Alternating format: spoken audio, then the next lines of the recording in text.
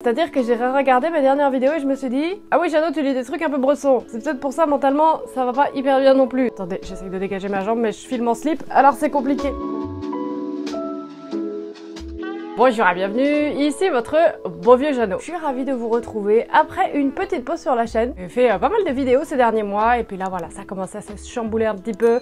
Je suis en train de petit à petit quitter mon job pour me consacrer à YouTube, ce qui est une excellente nouvelle, mais ça prend du temps, ça prend de l'énergie, on ne peut pas tout faire. Donc voilà, petite pause, mais je reviens doucement.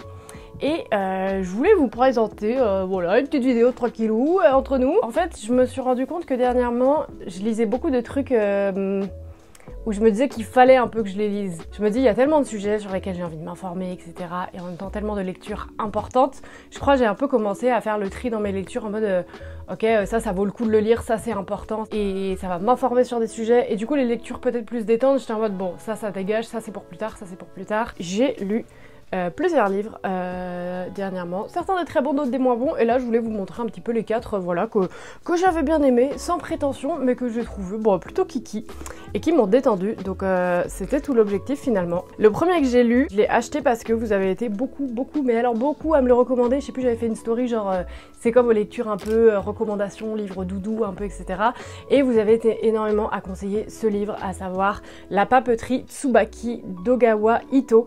J'avais déjà lu un livre de cette autrice l'année dernière et c'était vous aussi que vous me l'aviez recommandé, c'était Le restaurant de l'amour retrouvé si je dis pas de bêtises. C'est l'histoire d'Atoko, elle a 25 ans et en fait elle s'occupe d'une papeterie qui lui a été léguée par sa grand-mère qui lui a enseigné en fait l'art de la calligraphie et donc on la retrouve dans sa boutique où il y a plusieurs clients qui vont venir la voir et à chaque fois en fait on va suivre un petit peu toutes ces histoires de personnes, de pourquoi est-ce qu'elles ont envie d'écrire une lettre à quelqu'un. Parfois il y a des lettres d'amour, parfois il y a des lettres de colère et on va la suivre là-dedans et ça vient un peu de femmes un petit peu solitaires quand même, puisque niveau famille elle a plus grand monde, elle a pas connu sa maman et elle a perdu sa grand-mère et en fait elle a un peu du mal à vivre avec l'héritage qu'elle lui a légué et c'était très kiki, c'était un petit peu long j'ai trouvé sur certains points, on est sur 400 pages et 400 pages à écrire des lettres, mais du coup c'est sympa parce que c'est détente, il y a zéro prise de tête, genre elle est là à nous expliquer pourquoi elle va écrire d'une telle manière, pourquoi choisir ce papier et en fait j'ai appris plein de trucs et c'était mignon. C'était pile ce qu'il me fallait je crois au moment où je l'ai lu, où j'étais chez mes parents, j'avais besoin d'une petite détente et c'était très chouette. Ensuite je me suis portée vers un livre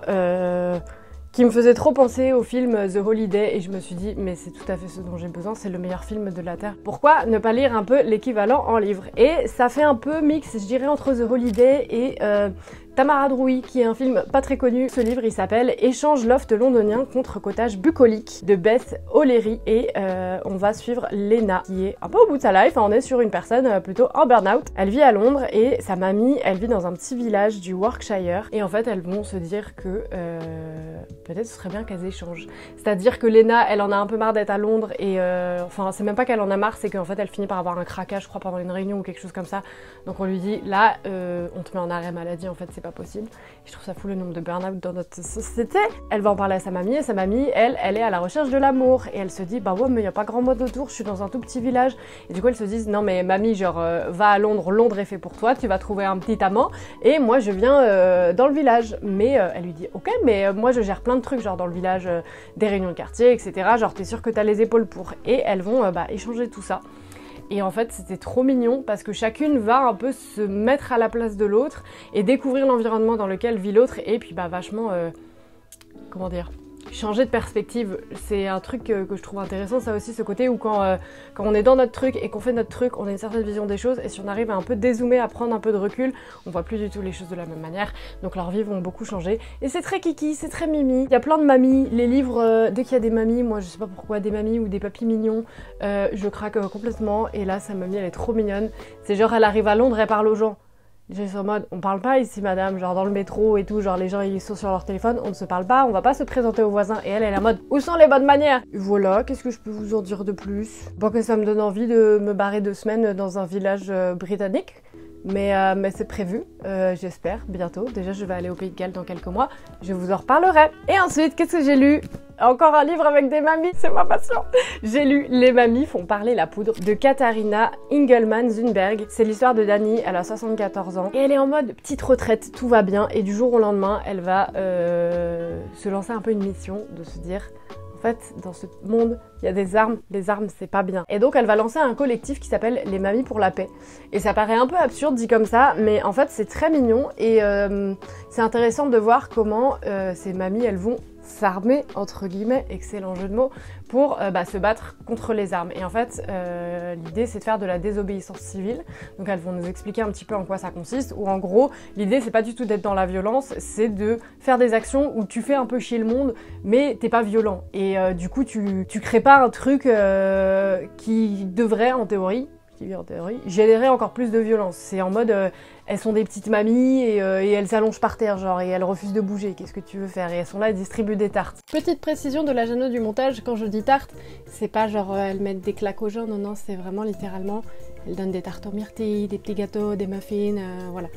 Pour que ce soit clair. Allez, au revoir. Du coup, c'est intéressant aussi, je trouve, cette notion de comment est-ce qu'on peut mener des actions sans peut-être avoir encore plus de violence, etc. Moi, c'est un truc que je ne sais pas encore faire, voilà, d'être très pacifiste, mais c'était très mignon et en fait, il y a justement, elles sont en train de faire ce collectif, etc., de mener plein d'opérations, d'être un peu coachées pour apprendre à faire ça. À côté de Dani et sa sœur Marie, il va y avoir de nouveaux voisins. Ces nouveaux voisins, ils sont très louches et peut-être que ils sont exactement ce contre quoi ces petites mamies essayent de se battre, donc voilà.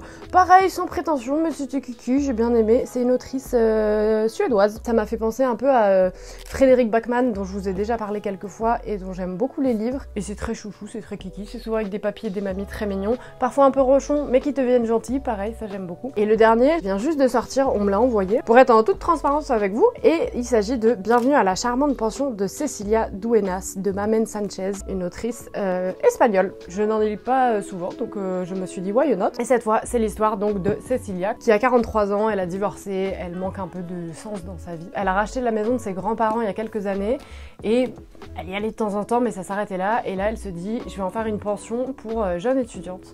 Donc elle va transformer cette baraque.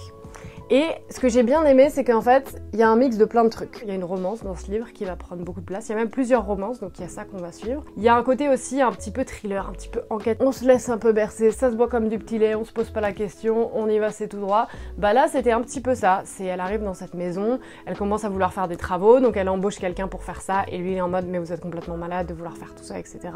Et en fait, il va finir par la suivre dans ses aventures, et c'est très mignon, et c'est là que l'une des romances arrive. Et finalement, en fait, Cecilia, elle connaît pas tant que ça son histoire familiale, et il y a ce côté où ses grands-parents sont décédés, donc elle peut pas trop aller choper des tonnes et des tonnes d'informations, même si ses parents, elle, sont encore en vie, mais du coup elle peut pas grave remonter à la source si elle a des questions, etc. niveau héritage non financier, hein, juste héritage, voilà, genre qu'est-ce qui s'est passé avant et tout. Et en fait il y a plusieurs choses qui vont la mener à se questionner sur son passé, sur qui est sa famille, etc. Il se passe beaucoup de choses en très peu de pages, parce qu'il y a pas mal de personnages. Il y a justement toutes ces filles qui arrivent pour être étudiantes dans la baraque. On va en suivre plusieurs, elles ont des profils très très différents. Il y en a une qui est en mode un peu la petite blanche de bonne famille, très riche, et finalement elle va tomber amoureuse un peu d'un, pas du mauvais garçon, mais en tout cas pas d'un garçon de sa classe sociale. On en a une qui n'a pas beaucoup d'argent et qui au contraire a un peu tout fait pour s'en sortir, notamment des choses qu'elle aurait préféré ne pas faire. Donc pareil, ça on va en parler. Et on a une sorte de Agatha Christie un peu moderne. Je sais qu'il y a des gens qui n'aiment pas ça parce qu'ils ont l'impression d'acheter un livre pour beaucoup de vent entre guillemets. C'est écrit relativement gros. Ça joue beaucoup quand je choisis un livre, surtout quand je suis un peu en mode flemme. Franchement, si c'est écrit tout petit, je ne le lis pas. Donc voilà, c'était tout kiki, tout mignon. J'ai beaucoup aimé. Écoutez, n'hésitez pas à me dire en tout cas si vous, il y a des lectures un peu cosy, un peu mignonnes que vous avez en tête, que vous avez trop aimé dernièrement, ou même il y a longtemps, il n'y a pas de raison. Et puis moi, bah écoutez, je suis très contente de vous retrouver, en tout cas ma team Jeannot. J'ai l'impression que ça faisait longtemps et pas longtemps à la fois. C'est très beau et vous êtes toujours très mignon de me dire de prendre le temps, de faire des vidéos, d'être là quand j'ai envie de l'être. Et voilà, là, vous m'avez manqué. Et puis je vous dis à très vite dans une prochaine vidéo. Allez, salut!